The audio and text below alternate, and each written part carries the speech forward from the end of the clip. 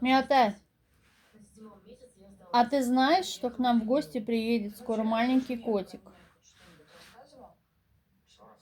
Вот я тебе говорю об этом, на днях или раньше. Ксюша завела котенка. Маленький мальчик, ему 2 месяца. Будешь знакомиться? А? А на горшок свой пустишь его? Пустишь на свой горшок? Мята.